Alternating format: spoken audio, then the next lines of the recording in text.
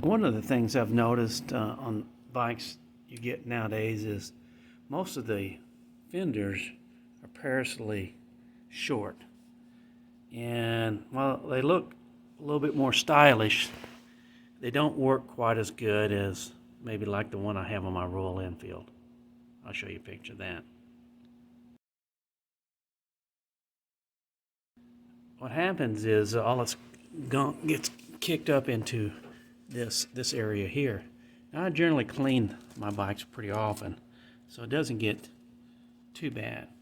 When I run out Bonneville, it gets pretty bad though. So what I'll do is I'll fit something like this mesh screen in front of it, which we can pull off pretty quickly and clean out, and it keeps it from getting too bad. But I got tired of doing that, so I'm going to get a fender extender here from Pyramid Plastics. Put on here. It won't look quite as good, but I think it'll help us out a little bit when we get out of Bonneville this year.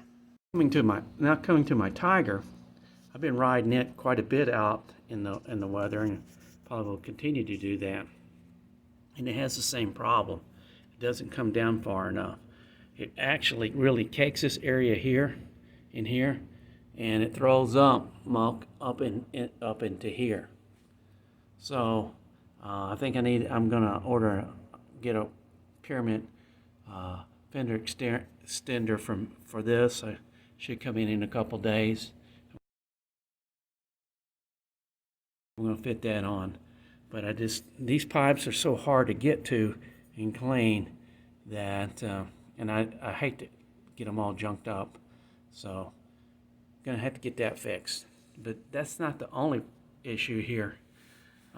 On the back of the Tiger, you can see that this area in here gets a lot of muck and things thrown into. It will get a lot of muck and stuff thrown into here. And what really worries me more than anything on this particular bike, versus maybe my BMW that's got the same issue. This is a shot of the BMW just showing you it really needs a hugger on the fender hugger on the back too, because it just throws a bunch of junk there.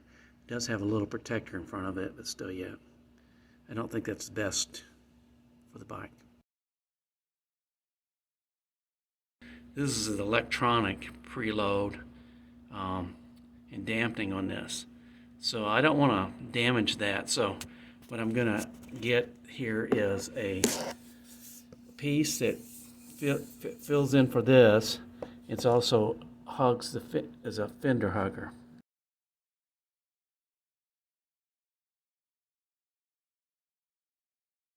So it's kind of a one-piece deal that I'll mount. And right now they're on back order, like everything I try to get on back order. So when I get that in, I'll fit that. In the meantime, I may try to fit some sort of net like I did on the Thruxton up for the rectifier up in front and this rear shock in the back, just to kind of keep some of the big stuff off of the rear shock and off the rectifier. This is a fender extender that Mr. Bill got me actually for my R9T on BMW.